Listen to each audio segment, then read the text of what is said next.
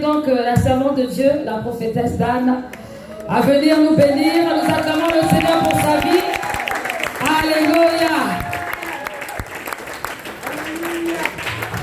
Alléluia.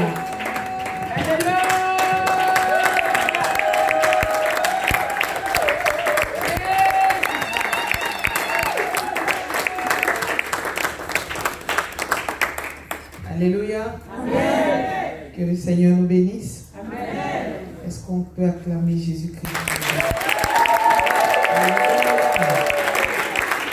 Que la gloire du Seigneur soit sur chacun de vous. Nous allons nous asseoir dans la présence de Dieu.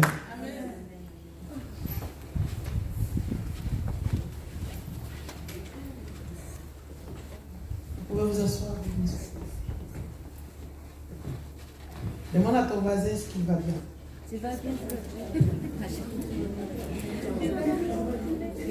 Est-ce que nous allons bien? Amen. Je bénis le Seigneur qui me donne l'opportunité de me tenir ici ce soir pour partager ce séminaire avec vous. Et je crois que ce thème est d'actualité. Amen.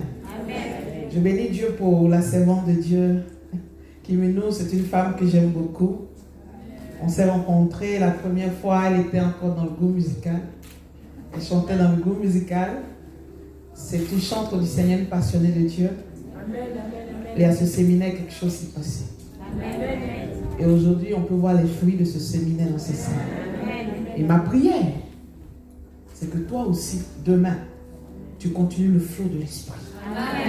Que tu ne sois pas un disciple où le Père se demande que s'est-il passé.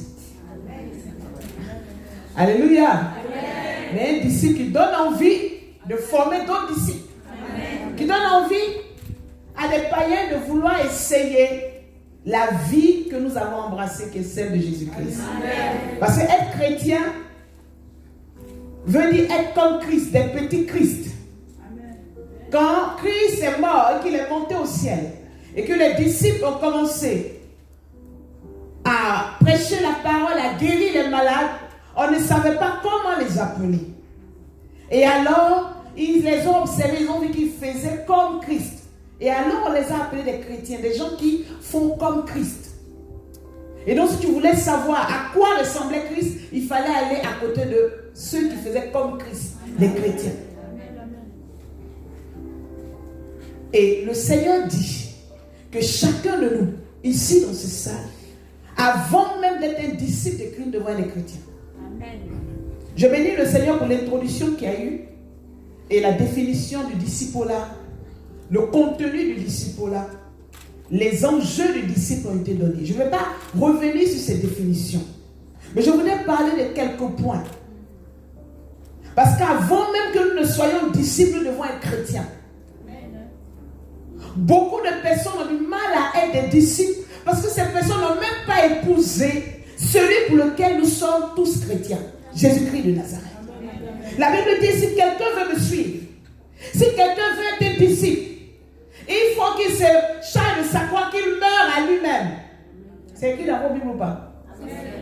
Si quelqu'un veut être un disciple, il faut qu'il renonce à lui-même, qu'il meure à lui-même, qu'il porte sa croix et qu'il me suive. Mais le problème de la chrétienté aujourd'hui, c'est que beaucoup refusent de mourir à eux-mêmes. Beaucoup refusent d'abandonner qui ils étaient hier. Beaucoup refusent d'être comme Christ. Et tant qu'on refuse de mourir à nous-mêmes, on trimballe ce caractère dans la maison de Dieu.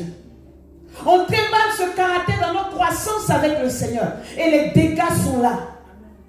Et au lieu d'être une porte de bénédiction pour les nouveaux chrétiens, nous devenons une pierre d'achoppement pour les nouveaux chrétiens.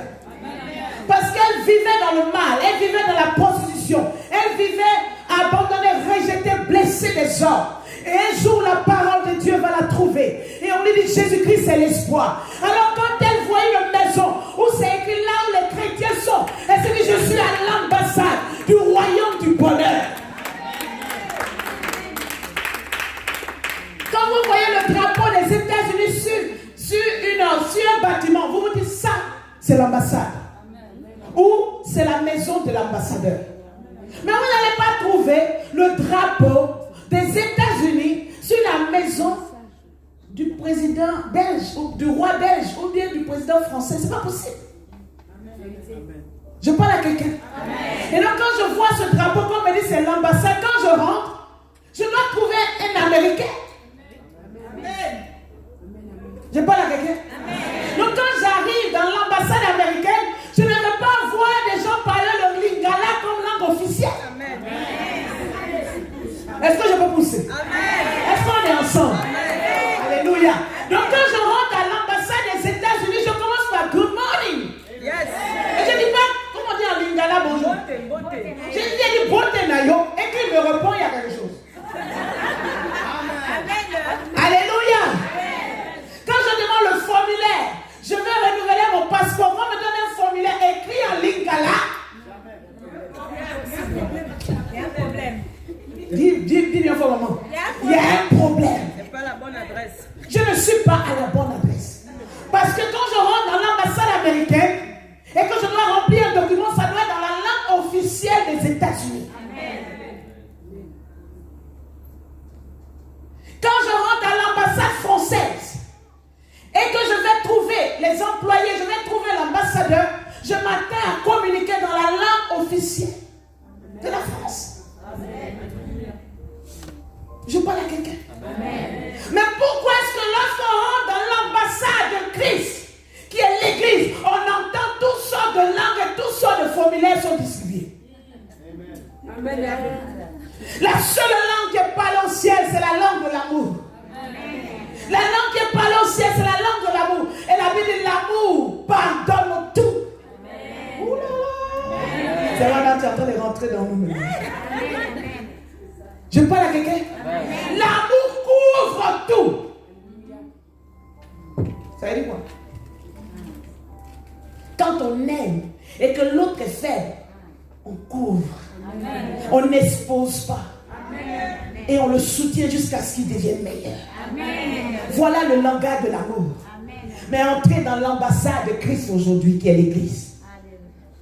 Aie des problèmes avec ton mari. Même TFN n'est pas rapide. Même BBC n'est pas rapide. Elle est là, elle danse là. Son mari sort avec... Tu connais la coiffeuse là? Voilà, tu as vu, il y a une fille dans son salon très belle là. C'est elle, son mari sort. En train de tourner à l'église ici, se prendre pour je ne sais pas, alors que sa vie est en détail. Et très souvent, c'est ces choses qu'on dit à des nouveaux chrétiens. À des nouveaux chrétiens. Alors, qu'est-ce que tu attends de cette nouvelle chrétienne? Tu la traumatises. Amen. Je veux que nous soyons en alerte sur ce qui se passe dans ce monde. On dit un homme qui a été traumatisé dans son enfance va traumatiser son enfant, va battre sa femme. Parce que l'enfance que nous vivons nous marque. Mais pourquoi tu vas traumatiser l'enfance spirituelle de quelqu'un? L'amour couvre tout. Entre deux sœurs, vous n'êtes pas entendu sur quelque chose. Prenez-vous dans le couloir, parlez. Mais ne traumatisez pas les nouveaux chrétiens. Je veux que ce soir, chaque disciple se dit, je ne dois pas être l'occasion de traumatisme des nouveaux chrétiens.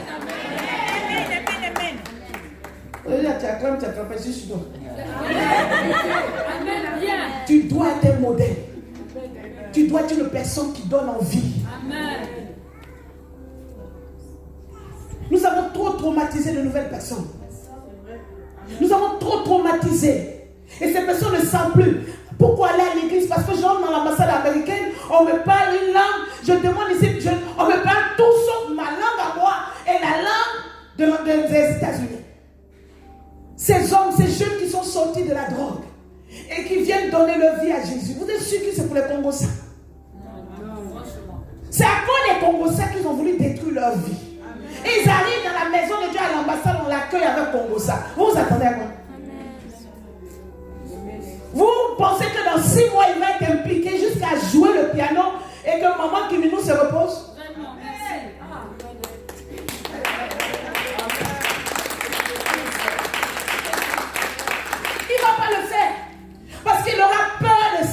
dégager. Parce que quand vous arrivez quelque part, vous observez la vie de ceux qui sont là. Vous observez les résultats dans leur vie. Et si ça vous convient, vous entrez là-dedans. Et donc notre caractère a poussé beaucoup de jeunes chrétiens à demeurer des touristes dans la maison de Dieu. Alors qu'ils doivent s'installer et bâtir le corps de Christ.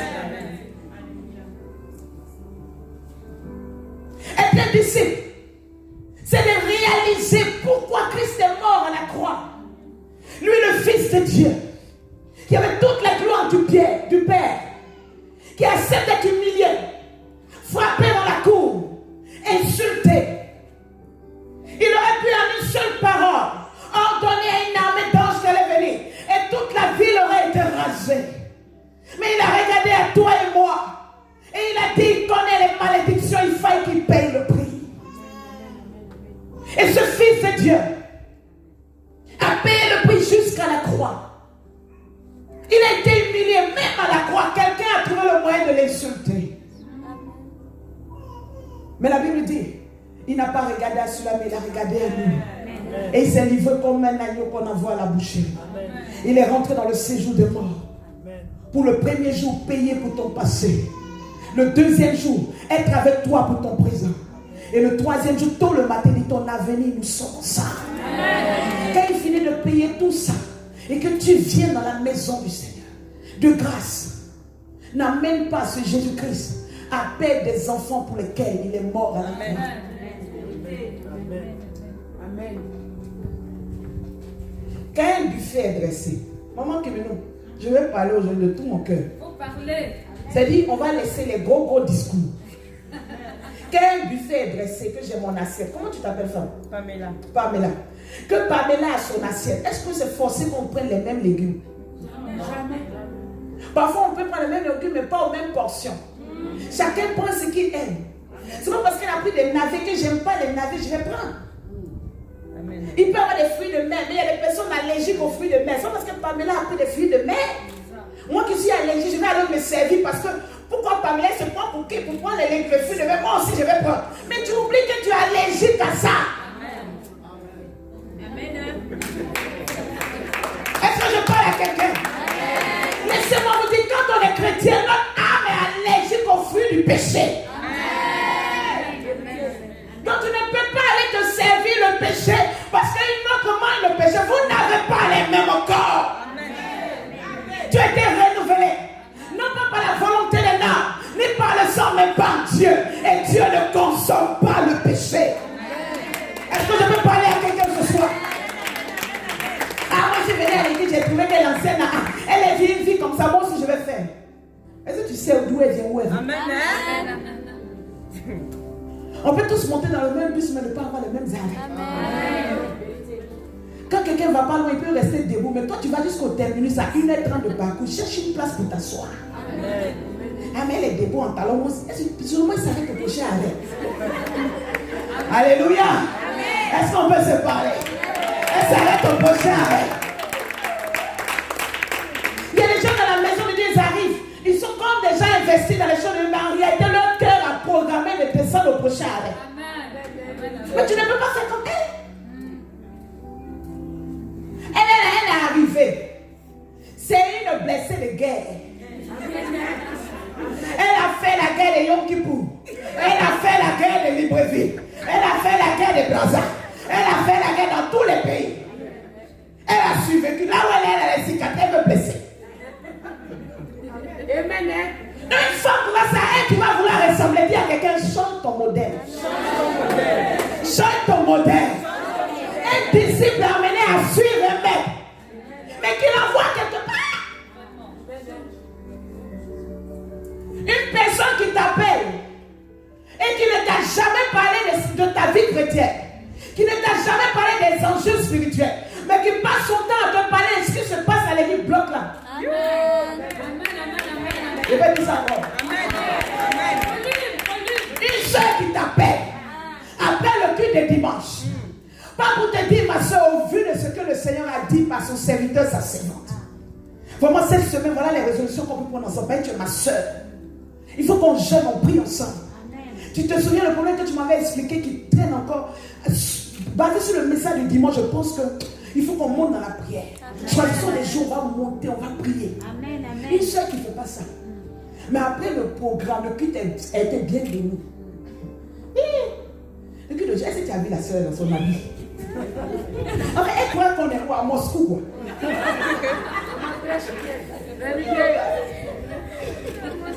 On va que je vais avancer. Est-ce que tu l'as vu? On dit de faire chorégraphie, c'est qu'elle danse, on dit que c'est une ancienne gazeuse. Mais est-ce que tu as vu le couple là, quand ils sont rentrés? Moi j'ai observé, ils ne se sont pas assis ensemble. Est-ce que ça va bien? Affaire.com. Elle fait ça la première fois, tu peux dire, après le culte, elle a bien mangé, donc elle est trop contente, donc elle perd ton temps. Un deuxième dimanche, elle refait ça. Bon, ça peut aller. Le troisième dimanche, tu lui dis c'est la dernière fois. Quand j'ai reçu une bonne sémence et que tu verses de l'acide là-dessus. Parce que le numéro veut dire poser des murs et des murs et des murs. Plus jamais tu m'appelles pour ça. Je ne suis pas venu dans la maison de Dieu pour regarder la vie de quelqu'un. Parce que quand je suis assise ici, le diable a levé une armée contre ma vie. Le diable est en train de détruire mes cousines. Il est en train de détruire dans mon village. Il est en train de détruire dans ma famille, mes frères et soeurs. Je n'ai pas le temps pour regarder la vie de quelqu'un. Parce que cette année, c'est mon année. Si toi tu as le temps, sûrement tu vas au prochain arrêt, mais moi je vais arriver à destination. Si elle se fâche contre toi, tu bloques son téléphone, son numéro. Si elle ne te salue pas, tant mieux. Parce que la Bible, la foi vient de ce qu'on entend. Et ce qu'on entend vient de la parole de Dieu. Ça, c'est pour les bons chrétiens. La foi vient de ce qu'on entend. Et nous, enfants de Dieu, ce qu'on entend est censé venir de la parole de Dieu. On dit que tout ce que tu entends influence ton monde spirituel. Donc tu vas laisser quelqu'un qui veut descendre au prochain arrêt venir te saturer l'esprit avec ses frustrations qu'elle n'a pas voulu abandonner. Non. Il y a quelqu'un, je viens de trop loin, pardon. Je cause et toi, mais je vais chercher une place pour m'asseoir parce que moi, je vais aller jusqu'au thème. Viens regarder à côté, je vais loin. Non, si je regarde ton attitude, que c'est une attitude bizarre, je vais te laisser aller m'asseoir. Est-ce que je peux avancer? Amen. Un disciple, c'est celui-là qui sait pourquoi il est chrétien. Qui sait pourquoi il s'investit dans la maison de Dieu. On dit un disciple accompli. C'est le thème, non? Et loyal. C'est-à-dire qu'on peut être un disciple sans être accompli. On peut être un disciple sans être accompli. Élie a choisi Élisée. Élisée a suivi. Mais quand Élisée a choisi Géasi, il a tenu dans l'hôpital des lépreux. Je parle à quelqu'un. Quand on a choisi Élisée, il a laissé son niveau social. Il a laissé tout ce qu'il avait. Parce que quand on décrit tout ce qu'il avait comme armure pour labourer, c'était en ce temps-là l'armure d'un enfant qui ne mendie pas son pain. D'un fils qui avait des parents aisés. C'était une famille de cultivateurs qui avait du matériel. Et donc il n'est pas venu servir parce qu'il n'y avait plus rien. Mais il s'est servi parce que Dieu l'avait choisi. Et c'est pourquoi quand l'homme de Dieu jette sur lui le manteau, qu'est-ce que l'homme de Dieu fait? L'homme de Dieu se met à accélérer. Il continue sa marche. Laissez-moi vous dire, quand Dieu pose son regard sur vous, il continue. Si ça t'intéresse, tu vas venir. Si ça ne t'intéresse pas, continue ce que tu fais. Et quand il a vu, il a reconnu, la Bible, il a couru derrière l'homme de Dieu. Et l'homme de Dieu lui a dit, tu t'es choisi, il a dit, laisse-moi aller dire au revoir à mes parents. Il dit, va mais n'oublie pas. Parce que le confort que tu vas trouver là-bas peut te faire changer d'avis. Va mais n'oublie pas.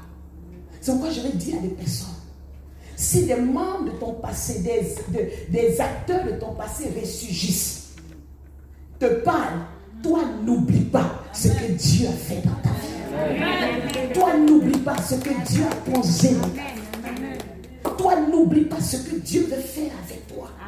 Parce qu'en cet instant donné, pour les hommes, c'était un jeune homme qui labourait, qui parlait avec un vieillard. Mais dans le ciel, c'était un oint de Dieu qui venait de se positionner.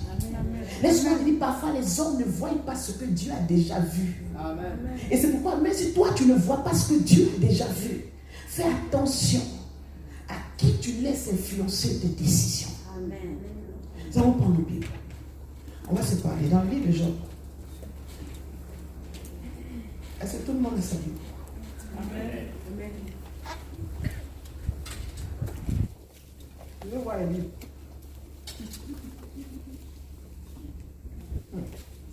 Vous aimez, vous les chrétiens?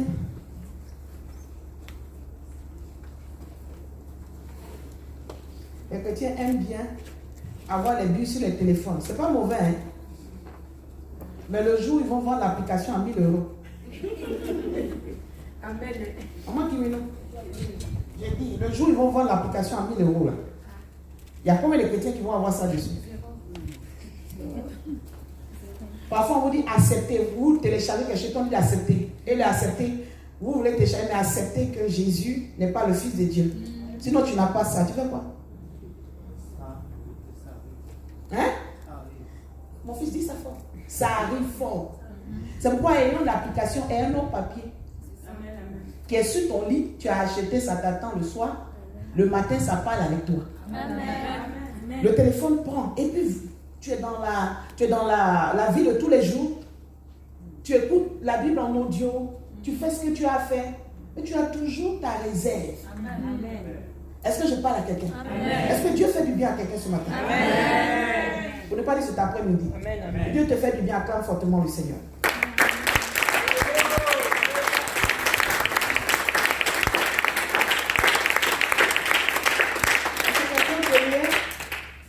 Nous allons prendre Job.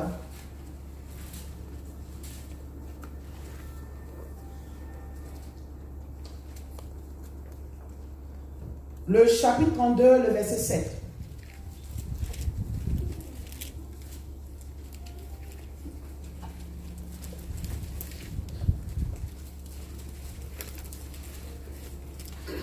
Job 32, verset 7. Je disais en moi-même, les jours parleront. Le grand nombre des années enseignera la sagesse.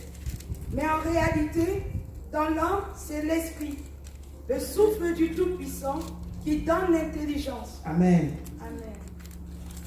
Dans ma version, il est dit, je me disais, l'âge avancé saura parler, le grand nombre des années fera connaître la sagesse. Dans plusieurs versions, c'est dit, les jours parleront. Et les grands nombres d'années feront connaître la sagesse.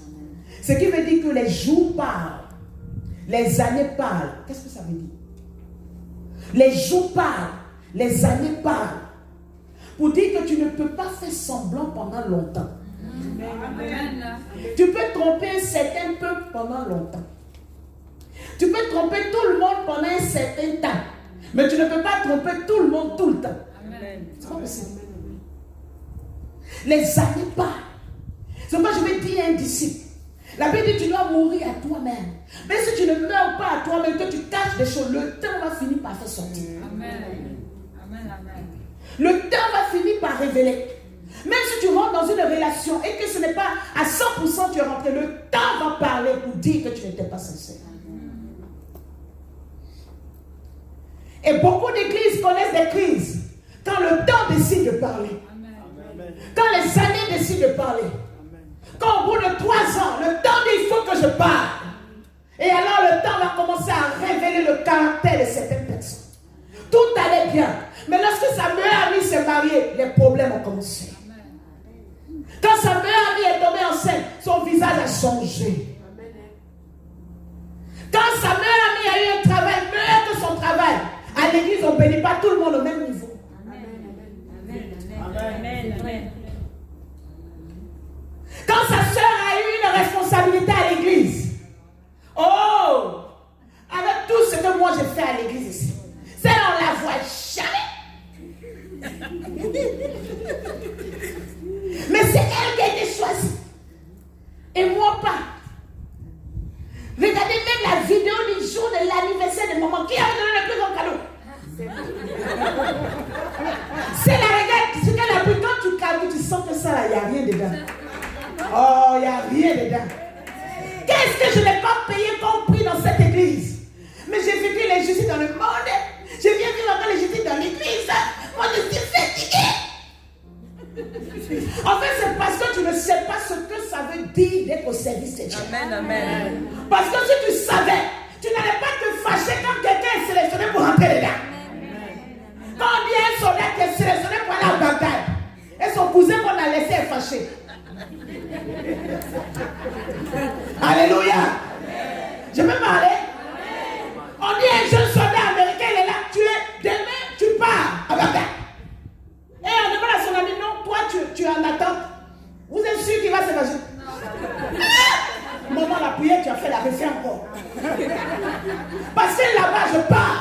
mais c'est pas sûr que je revienne. Vous croyez que c'est... En fait, quand quelqu'un n'a pas compris ce que ça veut dire de servir Dieu, la personne se fâche parce qu'on ne l'a pas mis dedans. Servir Dieu, tu exposes ta vie.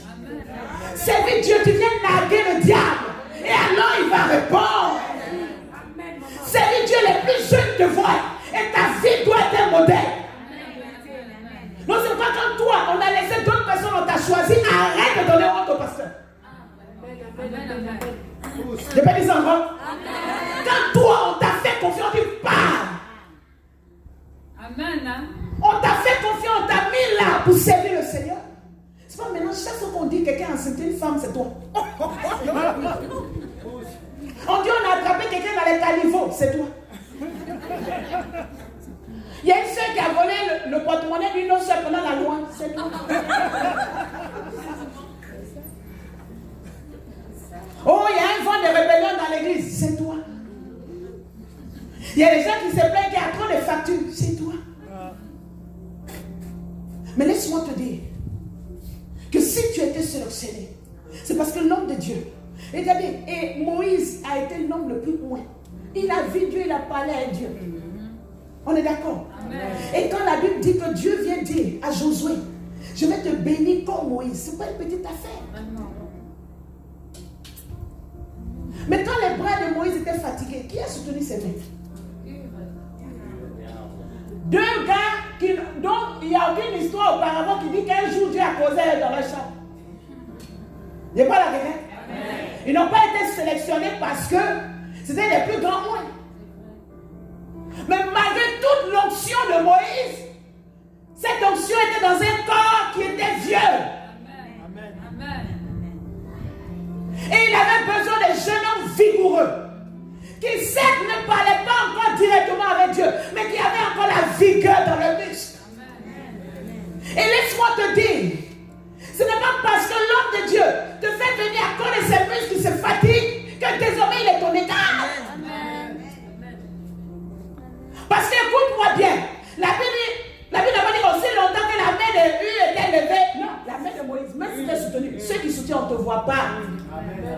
Quels sont les disciples qui veulent forcément qu'on les mette dans le récit? Tout ce que tu as fait dans l'église, il faut qu'on dise à chaque 31 décembre, on a fait la liste de toutes les offrandes que tu as fait. Tu as acheté un nouveau micro, pourquoi le moment qu'elle a dit, elle n'a pas dit c'est toi qui as... Et puis tu vas faire quoi ici? Amen. Laisse Dieu te bénir. Amen. La Bible dit quand ta main droite donne, l'autre main ne doit même pas s'asseoir. Afin que Dieu te bénisse. Amen. Ils ont soutenu les mains. Mais Dieu ne regardait pas leur main, c'est la main de Moïse. Amen. Parce que Moïse était fatigué. Maman qui ne peut pas être au clavier. Elle se venait chanter au groupe musical. Elle se allait filmer. Et quand elle finit de s'occuper des enfants, elle n'est plus humaine, c'est un ange. Amen. Je parle à quelqu'un. Et quand elle finit ça, elle va balayer la salle. Elle va tout finir. Et puis elle arrive chez elle, dès qu'elle dépose son sac, elle passe à la cuisine découper les oignons pour s'occuper de son mari, mettre les enfants au lit. Et quand elle finit, elle est au téléphone maintenant pour écouter tes longs songes. Toi, seul, tu sais d'où ça a commencé, où c'est terminé. Maman, j'étais là et puis j'ai dit ça, et puis ça, et puis ça, après ça.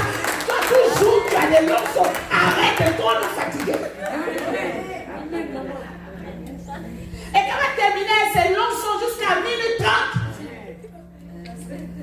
demain, tu vas oublier qu'au moment où tu l'appelais, toi, tes enfants dormaient, tu entendais ses enfants dans le fond. Hein.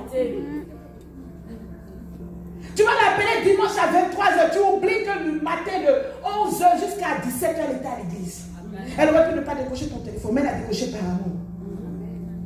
Mais le seul jour de l'année où tu vas l'appeler, elle va te dire, ma fille, je suis fatiguée, est-ce qu'on parlait demain? Moi, je vous ai toujours dit que dans cette église, on ne m'aime pas. Moi, j'appelle ça la sorcellerie pentecôtiste.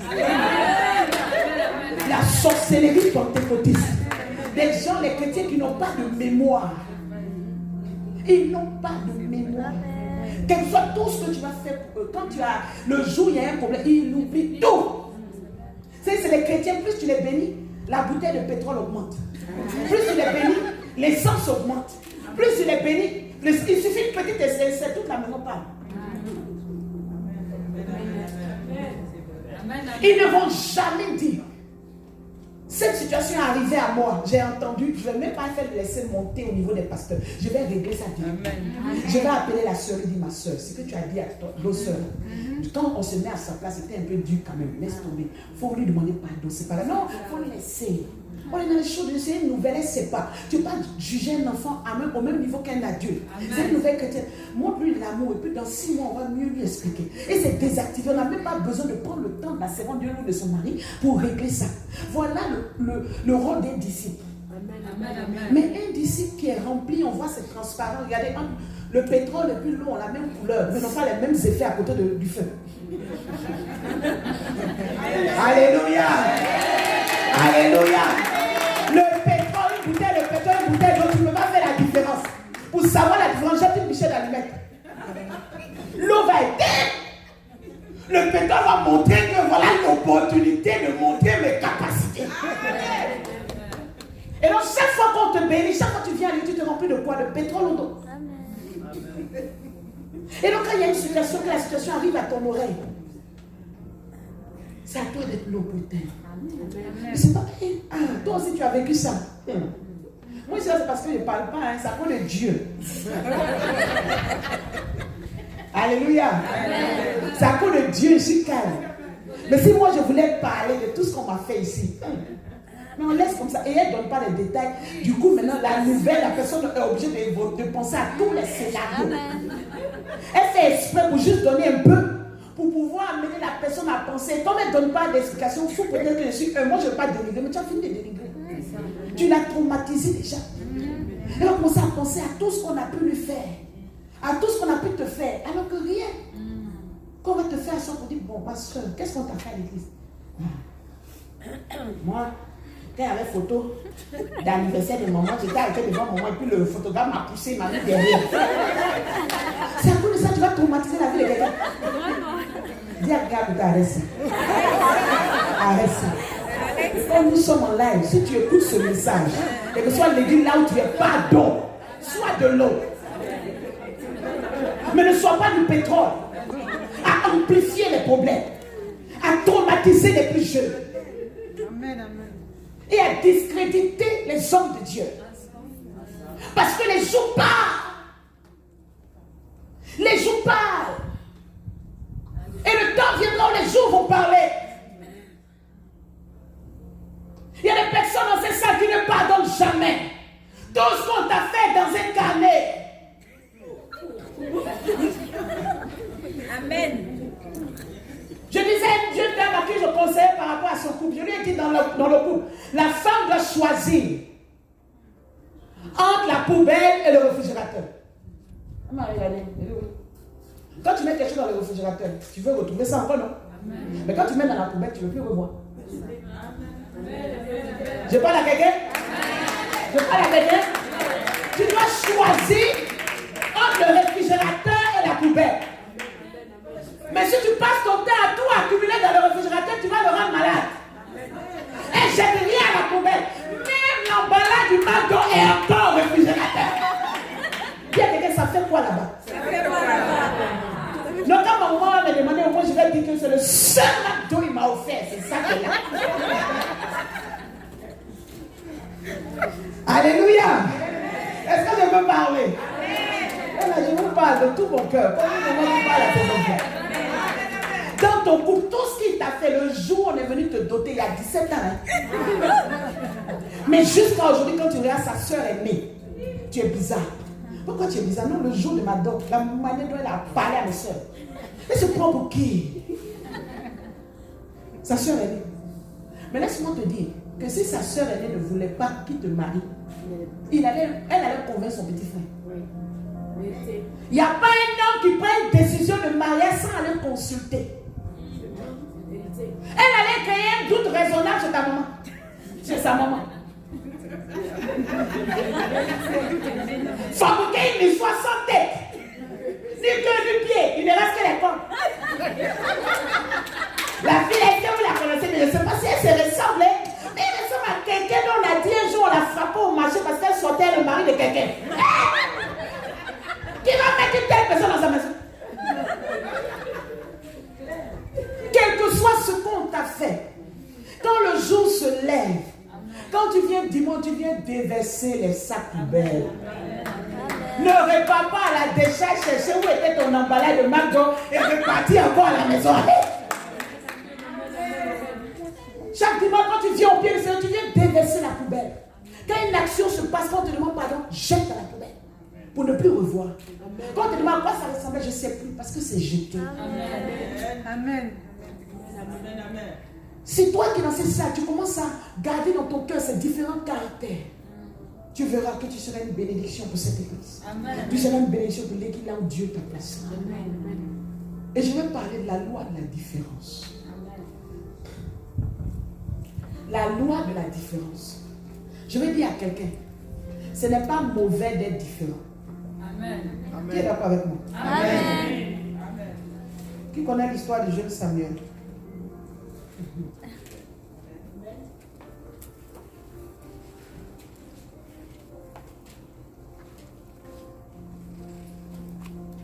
Dans 1 Samuel au chapitre 3, du verset 1,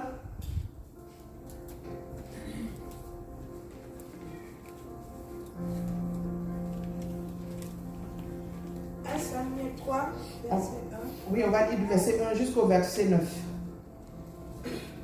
Le jeune homme Samuel était au service de l'Éternel devant Élie. La parole de l'Éternel était rare en ce temps-là. Les visions n'étaient pas fréquentes.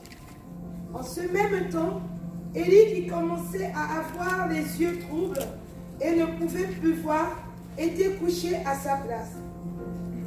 La lampe de Dieu n'était pas encore éteinte, et Samuel était couché dans le temple de l'Éternel où était l'arche de Dieu.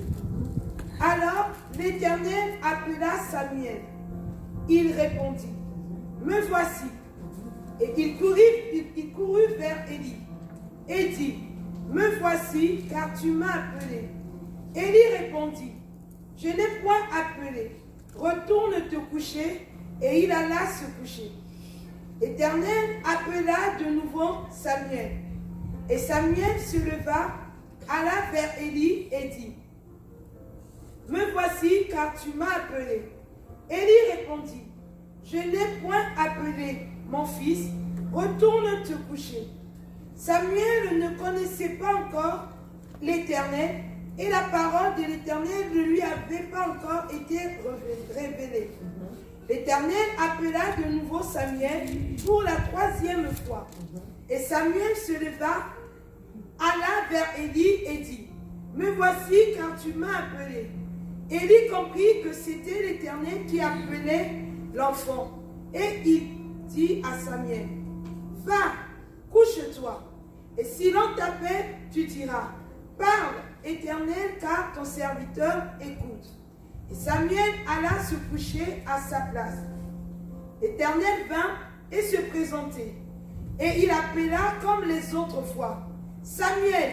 Et Samuel répondit, « Parle, car ton serviteur écoute. » Sois béni. La Bible ici parle de l'histoire du jeune Samuel. Et quand vous connaissez son histoire, sa mère était stérile. Elle est allée vers le Seigneur, elle a dit à Dieu, je veux un enfant. Et la Bible déclare qu'elle a obtenu cet enfant, elle a fait le vœu, si tu me le donnes, je vais te le retourner. Je parle à quelqu'un? Et alors quand l'enfant est sévré, elle prend l'enfant, elle envoie l'enfant dans le temple de Dieu et elle met l'enfant au service de Dieu. Et il habite dans le temple, là où il n'y a pas le réseau Wi-Fi. Là où il n'y a pas Instagram. Amen. Alléluia. Amen. Là où il n'y a pas les fêtes. Quand il y a anniversaire, le bruit n'arrive pas là-bas. Alléluia. Amen. Elle le dépose dans le temple. Et la Bible dit que là où il est dans le temple, il y a un prêtre qui est là, qui s'appelle Élie, le Élie sans eux. Et le prêtre qui est là-bas a des fils. Et quand vous allez lire la suite de l'histoire, ses fils vivaient dans un désordre. Quand on envoyait l'offrande de Dieu, ils prenaient. Quand les femmes venaient chercher le Seigneur, ils allaient avec ces femmes. Ils appelaient vraiment le désordre. Ils appelaient la malédiction. Ils vivaient des choses pas bien. Mais le jeune Samuel était là. Mais il a choisi la loi de la différence. Il a choisi d'être différent. Il aurait pu dire, moi, de toutes les manières, je n'ai pas vécu ailleurs. Je n'étais qu'un enfant. Et donc, mon modèle d'éducation que je vois, ce sont des gens qui volent, Ce sont les gens qui n'honorent pas Dieu, ce sont les gens qui vivent dans la duplicité. Alors je vais aussi être comme eux. La Bible dit non, il n'a pas fait ça. Mais il a choisi d'aller dormir là où il y avait l'arche. Il a choisi d'aller dormir là où c'était un lieu assez spécial. Amen. Il a compris d'où il venait. Que s'il était sur la terre des hommes, c'est parce que sa mère avait rencontré Dieu. Amen. Elle avait fait un vœu et il devait être la continuité de ce vœu. Amen. Et alors pendant que d'autres lui disaient, mais de quoi tu parles? Toi tu es petit, nous on a vécu ici avant toi dans le temple. Fais comme nous. Il a refusé. Amen. Je vais dire à quelqu'un, le corps de Christ, quand je parle du corps de Christ, je ne parle pas d'église.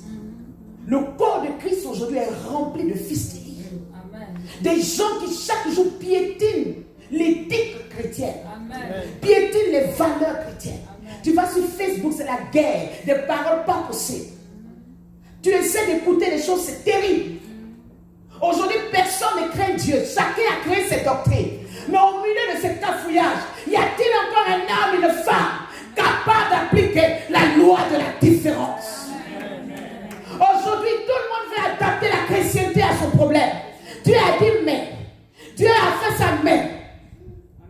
Et tu es aujourd'hui dans les voies de Dieu, tu vois ceux qui t'ont dévancé, en train de faire des choses qui sont contraires à ce que Christ a dit, soit différent.